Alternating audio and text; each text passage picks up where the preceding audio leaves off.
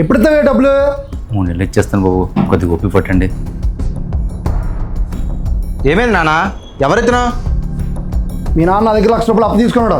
డబ్బులు అడుగుతుంటే సమాధానం లేదు. 3 నెలలు ఇచ్చేస్తాను చెప్పాను కదా బాబు, అర్థం చేసుకుని బాబు. మీ కొడుకుది ఈ బుక్ మీద సంతకం పెట్టించు, అప్పుడు 3 నెలలు ఆగుతాను. రే నాన్న. నాన్న నేను సంతకం పెట్టను, నాకెందుకు ఆ తలనొప్పి? కన్న కొడుకు నేను నమ్మట్లేదయ్యా. ఆ సంతకం నేను పెడతాను.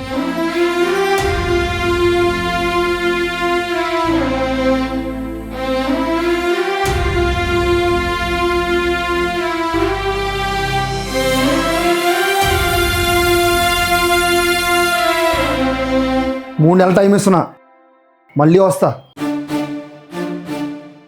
ఏయ్ నీకేం పిచ్చా? మా నాన్న చేసిన అప్పుకి నువ్వెందుకు సూరిటీగా ఉండటం? మీకు అసలు సిగ్గుందా? ఆయన మీ తండ్రే కదా. ముందు సంతకం పెట్టి తర్వాత ఇంట్లోకి వచ్చి మాట్లాడుకోవచ్చు కదా. అమ్మా, నన్ను నమ్మి సంతకం పెట్టావు, నీకు చాలా రుణపడి ఉంటానమ్మా. ఏయ్ మా నాన్నగారు కట్టకపోతే మన మీదకి వస్తుందే. కడతామండి. ఏం ఆయన ఏం పెట్టుకున్నానే మీరు ఎంత పెద్దవారైపోయారా? ఏంటన్నారు? నాకెందుకు తలనొప్ప? మీ నాన్న అప్పు ఎందుకు చేశారో తెలుసా? ఎందుకు? అమ్మా మీరు ఆగండి మావయ్య, నాకంతా తెలుసు. నీ ఫ్యూచర్ కోసం, నీ జాబ్ కోసం.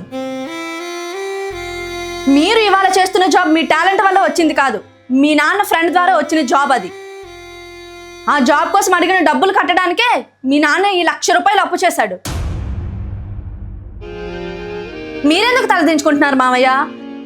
మీలాంటి తండ్రికి విలువివ్వని ఇతను తలదించుకోవాలి.